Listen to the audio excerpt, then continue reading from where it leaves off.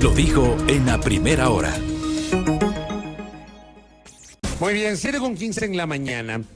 Anteayer se conoció del dictamen de la Corte Constitucional que da luz verde 13 años después a la intención impulsada por el colectivo Yasunidos de llevar adelante una consulta popular para que el país se pronuncie sobre mantener el crudo bajo tierra en el bloque 43 de los campos ITT, ubicado en el Parque Nacional Yasuní. Hay que recordar y hacer una mirada retrospectiva que la Asamblea en el año 2013 viabilizó una autorización para lo que llamaron intervención petrolera en los campos ITT.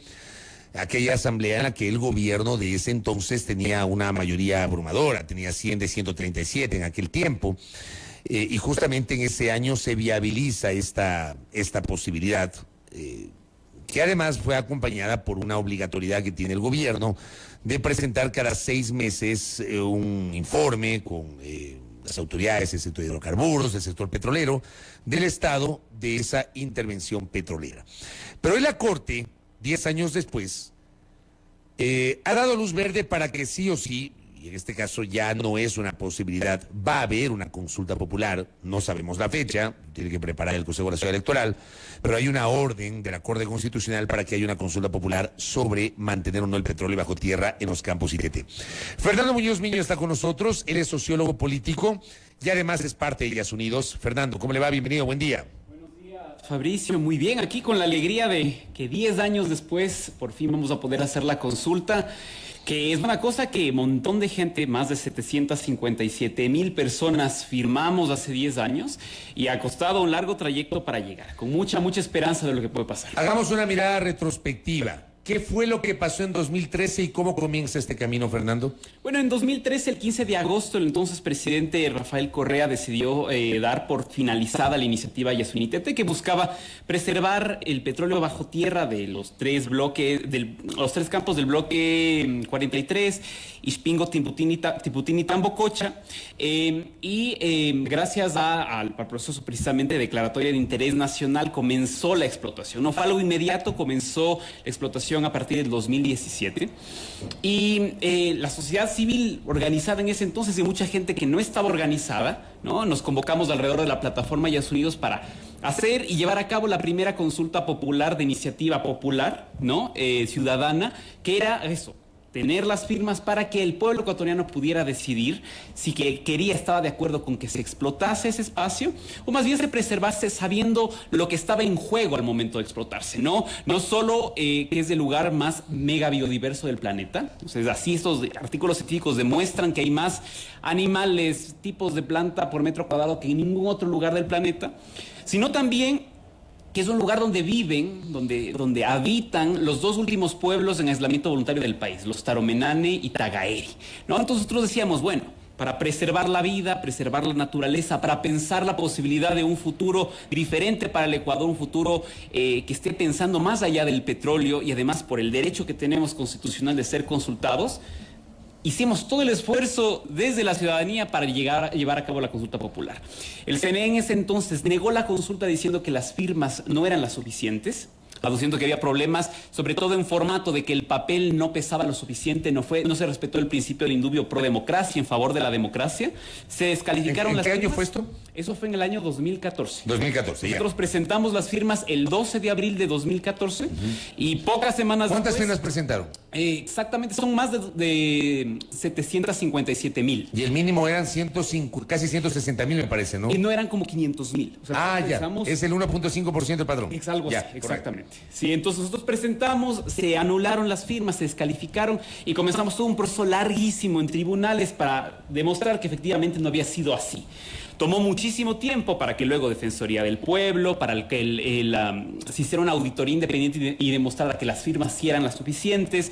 Hubiese un proceso en el Tribunal Contencioso Electoral que finalmente obligó al CNE a aceptar que las firmas eran suficientes, que se expidiese el certificado de legitimidad democrática. Y en ese momento pasa a la Corte Constitucional, que en su momento había dicho, nosotros no podemos evaluar la constitucionalidad de la pregunta si no presentan antes las firmas.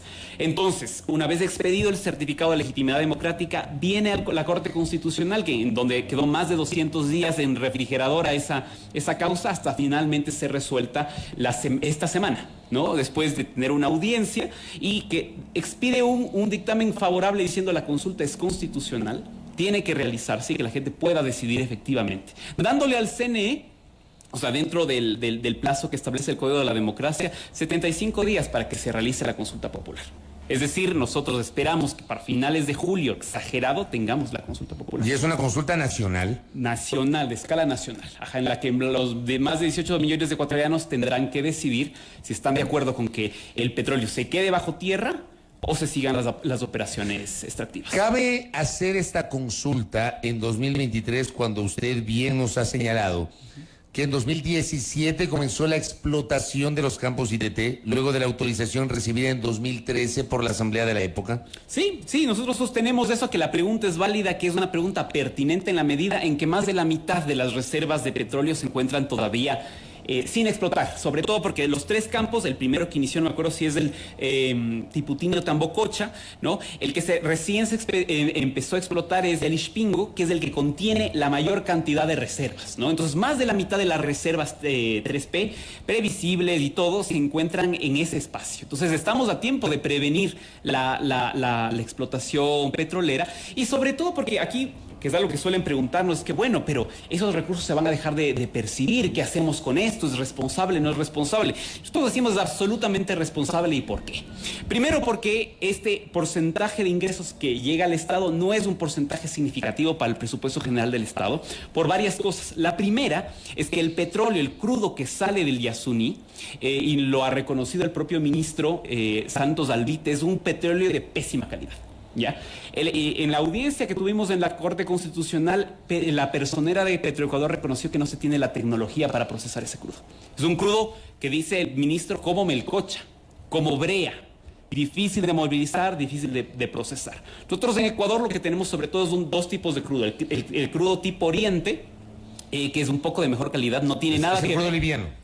Sí, que va por el sote. Exacto. Y el crudo tipo Napo, que es más pesado. El crudo pesado. Exacto. Ese va por el Ocepenca. En cambio, el que se encuentra en el Yasuní es un petróleo de menor calidad incluso que el petróleo que el crudo Napo, tipo Napo, ¿ya? Entonces es un tipo de crudo que ni siquiera se valora bien en mercados internacionales. Nosotros tenemos que mezclar en la industria petrolera, mezclar con los otros tipos de crudo para mejorar un poco e intentar vender. Entonces es un tipo de crudo pesado que no se va a vender bien y que además cuesta muchísimo producir. Entonces una inversión que si uno ve en cifras no es tan rentable. Más todavía con dos cosas. La producción petrolera general en Ecuador está descendiendo y los mercados internacionales están transitando hacia una economía postpetrolera. O sea, en Europa, ¿qué se está diciendo? En los próximos 20 años van a desaparecer los carros a combustión interna, por ejemplo. Pero hay algo que no entiendo. Usted me dice que el crudo que está en el Yasuní, en los campos ITT, es un crudo de muy mala calidad. Muy mala calidad. Entonces, ¿de qué sirve esto? Es lo que nosotros decimos. Yo no entiendo. O sea, Decimos ¿por qué la disputa en 2013, la decisión del gobierno del presidente Correa, la autorización de la Asamblea, las operaciones que comenzaron en 2017? Pero usted nos dice que es un crudo de muy mala calidad. Entonces no se entiende eso. Totalmente. Primero porque las expectativas que se tenían, y el mismo ministro Santos Alvite lo reconoce, fueron totalmente decepcionantes, ¿no? Es como que no es la cantidad de crudo que se esperaba, no es la calidad de crudo que se esperaba, ¿no? Y sin embargo es un afán del Estado. Yo no diría de un gobierno o de otro, son los tres gobiernos que han pasado en estos 10 últimos años, de decir, a ver, vamos a mantenernos en esto a pesar de que los costes pueden ser muchos más altos. Y no solo en costes económicos, porque la producción es cara, sino los costes que tienen que ver con derechos humanos, con lo que estamos viendo de esta fuga de petróleo, ¿no? Los efectos ambientales que podría haber, ¿no? Terrible un derrame que sea gravísimo en el Yasuní es más problemático porque es una zona profundamente pantanosa, difícil de controlar. Y, por ejemplo, es un espacio donde se pueden vulnerar activamente los derechos de los pueblos no contactados, ¿no? Entonces es como, nosotros que decimos, es la obsesión, digamos, de ciertas élites que se benefician del petróleo, ¿no? Y ahí le voy a hacer un análisis tal vez un poco de afuera, ¿no? Y es, ¿cuáles de los escándalos que ahorita se están trabajando en la Asamblea? En el marco del propio juicio político del presidente. Los escándalos alrededor de Flopec, ¿no? La movilización precisamente de la parte petrolera. el negocio petrolero es un negocio que está muy vinculado con corrupción por la cantidad de recursos que se manejan, ¿no? Entonces hay mucho interés de sostener eso a pesar de que no sea ni siquiera rentable, ¿no? Porque hay alternativas, y más todavía cuando el mundo está cambiando frente al petróleo, ¿no? Se está descarbonizando las economías, se está buscando alternativas a la producción petrolera. El Ecuador se ha obsesionado estos 10 años para sostener esto en lugar de ir ordenadamente hacia una transición. Tenemos 7 años de petróleo, Fabricio, y después de eso se acabó nuestra era petrolera. Y estamos viendo el ocaso de la era petrolera en Ecuador. ¿Por qué? ¿De dónde sale esa previsión de que tenemos solo 7 años de petróleo? Esa es previsión del economista Carlos Larrea, que lo que demuestra primero es que nuestro consumo de derivados de petróleo es mucho mayor del que estamos produciendo. Además, no tenemos capacidad para producir muchos derivados. Entonces, lo que está pasando es que el Ecuador va a llegar a un punto en que, como las reservas en general de los bloques petroleros están descendiendo, ya no podemos sacar tanto petróleo, están descendiendo la posibilidad de producir esos barriles de petróleo, y nuestras necesidades siguen subiendo. Entonces, ¿qué es lo que está pasando? Va a llegar un punto en 7 años que el Ecuador va a dejar de ser un país exportador de petróleo para ser un país importador de petróleo, lo primero. Y lo segundo es que, como se está dando paso en el mundo a una descarbonización de las economías, a pesar de que hay reservas en Venezuela, en Arabia Saudita, grandes reservas de petróleo, hay una decisión, por ejemplo, del Parlamento Europeo de dar paso a unas economías postpetroleras. Entonces, ¿qué es lo que sucede? El Ecuador tiene un petróleo de muy mala calidad, comparado con el WTI, por ejemplo, de Texas, ¿no? Un petróleo de mejor calidad. No podemos competir contra ese petróleo, estamos aceptando lo que nos den en los mercados, el precio está descendiendo en general. Y cada vez más, en cuestión de ¿qué? De 10 años, el peso del petróleo en la economía ecuatoriana pasó de ser del 30% al 15%. Vamos viendo, y había un gráfico precisamente que muestra que la producción petrolera desciende aceleradamente. Y es lo que está pasando con las propias previsiones del bloque ITT. El mejor momento en el que llegamos al mejor momento fue el año 18, si no me equivoco, 2018. Y desde ahí el descenso es acelerado. Entonces es como, frente a ese cambio, ¿no? Ya nos pasó, yo como historiador puedo decirlo, ya nos pasó con el cacao. Dependencia absoluta al cacao al inicio del siglo XX. Nos pasó lo mismo con el banano. No tuvimos capacidad de competir. Y al final, acaba esto, entramos en una crisis y el Ecuador se queda en no saber qué hacer. Lo mismo nos está pasando con el petróleo. Estamos a tiempo, y nosotros creemos que el Yasuní es importante también por eso, porque nos obliga a pensar la necesidad de transitar hacia una economía diferente, que puede ser, que tiene que ver, por ejemplo, con alternativas de turismo sustentable, comunitario, de pequeña escala, ¿no? La producción de productos, por ejemplo, el cacao de fino aroma, de altura, ese tipo de productos premios que pueden ayudar a la economía del país. Y, por ejemplo, para sostener las arcas del Estado, lo que tiene que ver con recaudación de impuestos, que es principalmente uno de los principales ingresos del Estado. Pero esto que usted señala alcanzará para suplir el impacto de una decisión de dejar el petróleo bajo tierra y no que siga siendo parte de los ingresos de las arcas fiscales. Totalmente, Fabricio. Justo hay un dato bien interesante que lo compartió la doctora Vilma Salgado en la audiencia, o sea, en un amicus que se presentó en la audiencia de la Corte Constitucional, y es que lo que se espera percibir del Yasuní, o sea, del bloque Yasuní, hasta el 2055, o sea, hasta donde se acaba la licencia ambiental, asciende aproximadamente a 4.883 millones de dólares. O sea, desde aquí, 30 años. En 30 años, más de 4.000, casi 5.000 millones de dólares. En un año, en el año 2021, lo que el Estado dejó de percibir por haber perdonado, por exoneraciones, incentivos y beneficios tributarios, solo en un año alcanzó 6.338 millones de dólares. Hablamos por remisiones, por condonaciones, etcétera. En el 2021, anualmente, se dejó de percibir 6.000 millones de dólares, y lo que podríamos estar ganando en los 30 años de explotación del Yasuní no alcanza a esa cifra. O sea, se gana en un año, si se cobran impuestos, si se lucha contra la evasión fiscal, se gana 1.455 millones más de lo que se podría lograr en 30 años de explotación petrolera del Yasuní. Esa es una cifra que habla completamente de cuáles deberían ser efectivamente los ingresos del Estado. Me está escribiendo y le envío un abrazo a Pedro José Freile, que está en sintonía, y dice: Aspirando a que dejemos de producir petróleo algún día, se debe entender lo que dijo el ministro Santos. El crudo de Ispingo sí tiene mercado, un mercado específico constituido por refinerías de crudos pesados, como por ejemplo en Perú, Colombia y México. En realidad, cómo se mezcla con otros crudos solo sirve de base, no hay pérdida en esto, dice. La baja producción no es aún falta de mercado, eso no es correcto. Lo que hay es ausencia de gestión administrativa por parte del gobierno. Insisto, estoy a favor de dejar de producir, pero no hay que confundirnos. Dice Pedro Freile. ¿Usted qué le contesta? Sí, yo creo que eso responde mucho también el doctor Freire, tiene conocimiento porque además ha trabajado en ese campo, digamos, ¿no?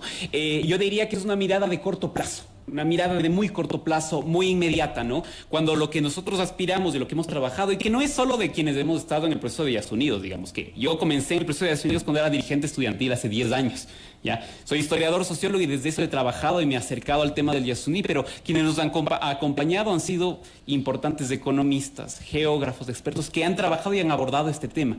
Y que estamos viendo, digo, el año pasado se cumplieron 50 años de explotación petrolera desde el gobierno de Rodríguez Lara, ¿no es cierto? Y queremos preguntarnos aquí qué hemos ganado en 50 años de explotación petrolera, ¿no? Y una de las cosas que dicen cuando dicen tenemos que sostener, y esto lo decían en la audiencia los representantes del Estado, tenemos que sostener porque esto garantiza derechos de las personas, además de las poblaciones amazónicas más desposeídas. Uno ve los índices de desarrollo humano de las provincias donde está la explotación petrolera y ve que en los últimos años no han mejorado, sino han empeorado, ¿ya? Entonces, efectivamente, que haya mercado, puede que haya mercado. El problema aquí es que nosotros estamos, en lugar de haciendo esta transición, que nos permita efectivamente construir condiciones de justicia social, que nos permita mejorar la calidad de la vida de la gente. Y decir, bueno, el petróleo, o sea, la producción petrolera y nuestra dependencia petrolera, y lo vimos a partir del 2014, cuando se acaba el boom de las commodities, ¿no es cierto? Empezó la crisis económica ecuatoriana porque nos volvimos muy dependientes. Incluso hay índices que muestran la desindustrialización del Ecuador producto de la dependencia petrolera. Y ahí eran señales que nos decían hay que ir a hacer una transición. El Yasuní y la consulta que vamos a tener en pocos meses nos muestra esa posibilidad de decir, sí, efectivamente, vamos a dejar de percibir ciertos ingresos, por eso hay fuentes alternativas de ingresos que son sustentables, que son ingresos permanentes, que no dependen de los precios cambiantes del mercado. Nosotros tuvimos una subida de los precios de petróleo temporalmente por la guerra de Ucrania. Luego de eso siguió la tendencia de ir descendiendo. Entonces la cosa aquí es que puede ser que efectivamente haya mercado, como dice el doctor Freire. Sin embargo, con una mirada a largo plazo, ¿no? Una mirada responsable, ¿no? Ecológicamente sustentable, responsable socialmente, tenemos que hacer esa transición, ¿ya? Así haya mercado no significa que tenemos que depender de ese mercado hasta que se acabe. Lo importante, aquí hay dos posibilidades, lo que dijo el presidente en su momento. Vamos, creo que, no me acuerdo quién era, no, el presidente Lazo lo dijo, creo que hace un año, es como, vamos a sacar hasta la última gota de petróleo. Sacamos la última gota de petróleo. ¿Y cuál va a ser el día después? ¿Qué vamos a hacer después de la última gota de petróleo? Con todos los daños, las afectaciones que produce ese tipo de explotación. Nosotros decimos, es el momento y estamos medio tarde, pero todavía estamos a tiempo de pensar una transición, y la posibilidad del Yasuní nos invita precisamente a eso. Pensar que podemos hacer más allá, es pensar más allá de nuestra mente cuadrada, decir, es que somos un país petrolero. Lo fuimos. Yo digo, como historiador, fuimos un país petrolero. Pensemos que podemos ser más adelante. El tema es que esa transición que usted habla, me parece a mí que está retrasada en algún momento, me parece que en un tramo del gobierno del presidente Rafael Correa, se había planteado un cambio de matriz energética. Creo que ese es el concepto macro, claro, cambio de matriz energética, que finalmente no germinó. O sea, se habló del concepto, pero no logró traducirse ya en acciones de corto, mediano y largo plazo, Fernando. Totalmente. Ahí hay dos cosas que se intentaron hacer antes que tal vez fueron un poco extemporáneas, que se entiende precisamente por la lógica de dependencia al petróleo, ¿no? Y la una era el cambio de matriz productiva, que era eso, era como, a ver, ¿cómo pasamos de un país exportador de petróleo a hacer alguna cosa más? No terminamos de fraguar eso.